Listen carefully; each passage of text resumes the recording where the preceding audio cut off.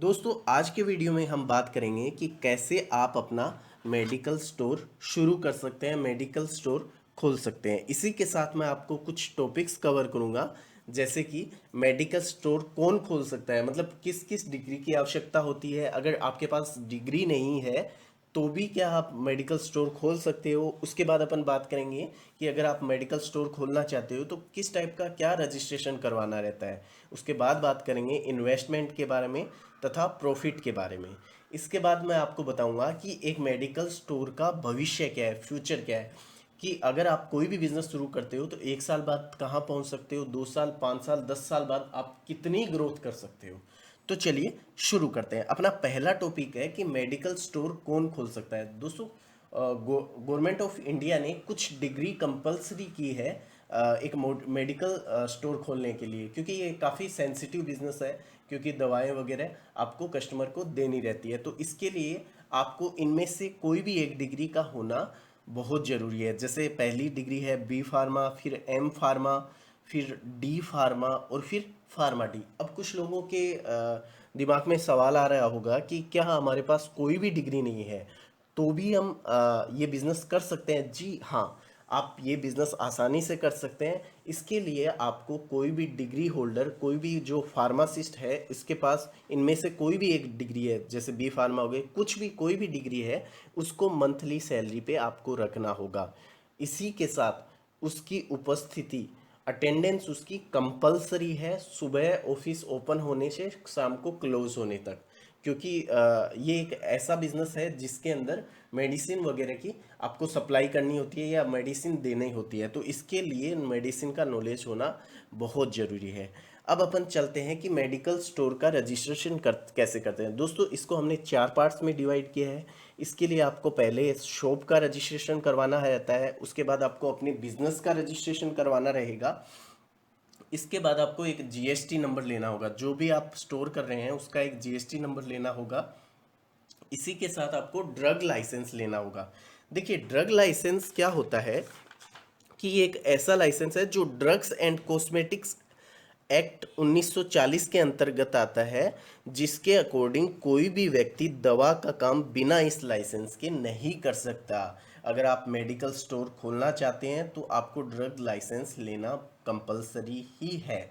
देखिए, drug licence भी दो प्रकार के होते हैं, आरडीएल और डब्ल्यूडीएल। आरडीएल क्या होता है, रिटेल ड्रग लाइसेंस, और डब्ल्यूडीएल होता है होलसेल ड्रग लाइसेंस। अगर आप रिटेल का काम करते हो तो आरडीएल। आरडीएल के लिए क्या होता है, कोई भी जो फार्मासिस्ट होता है जिसके पास कोई डिग्री होती है उसको आरडीएल का लाइसेंस मिल जाता है। डब्ल्यूडीएल के लिए किसी भी जो व्यक्ति जो फार्मासिस्ट हो या फिर उसका एक्सपीरियंस हो किसी भी दवा की दुकान में या दवा की कंपनी में।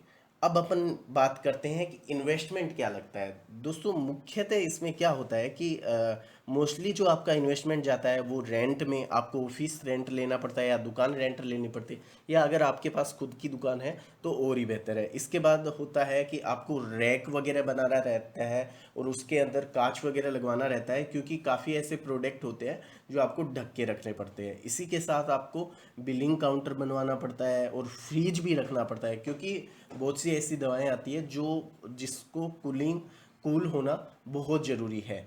अगर आप उन दवाई को फ्रिज के अंदर नहीं रखेंगे तो वो कुछ ही टाइम के बाद ख़राब हो जाती है। तो अगर पूरे कंप्लीट इन्वेस्टमेंट की बात करें तो 5 से 6 लाख रुपए में आप एक मेडिकल स्टोर आसानी से शुरुआत कर सकते हैं, क्योंकि इसके ये तो प्रायोरिटी है रेंट और ये सब, इसके साथ आपको स्टॉक भी रखना पड़ता है। तो 5 से 6 लाख रुपए आराम से आपके लग जाते हैं। अब बात करते हैं प्रॉफिट मार्जिन। देखिए, इसके अंदर होता क्या है कि जो कोई भी दवा आती है उसकी एमआरपी होती है फिक्स। जैसे कंपनी ने 60 रुपये, 100 रुपये किसी प्रोडक्ट का लिख के भेज दिया है तो आप उसको 100 रुपये से अधिक में नहीं बेच सकते हैं। अब इसमें होता क्या है, जो आपका होलसेलर होता है या जो आपका डीलर होता है, डिस्ट्रीब्यूटर होता है, वो लोग आपको कुछ परसेंटेज डिस्काउंट देते हैं। जैसे 100 रुपये की चीज़ पे आपको 30%, 25% डिस्काउंट दे दिया। अब जो डिस्काउंट है उसमें उसके बीच आप अपना मार्जिन सेट कर सकते हैं। जैसे आप कोई भी आपको दवाई दी, XYZ दवाई, वो आपको 100 रुपये में मिली। अब इसको 100 रुपये में एमआरपी है तो आपको 75 रुपये में मिली।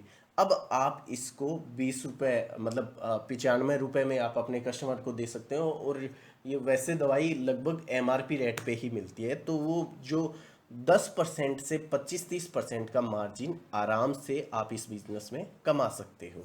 दोस्तों इस बिजनेस की एक और ख़ास बात है, यह एक मात्र ऐसा बिजनेस है जिस पे कभी भी मंदी का असर नहीं पड़ता। देश में कोई भी महामारी कुछ भी हो जाता है, फिर भी ये बिजनेस चालू रहता है, और हमेशा को मतलब कोई भी ऐसी ऋतु नहीं है, जैसे कभी कुछ बिजनेस होते हैं बारिश में नहीं चलते हैं, कुछ बिजनेस होते हैं गर्मी में नहीं चलते हैं, इसमें ऐसा कुछ नहीं होता।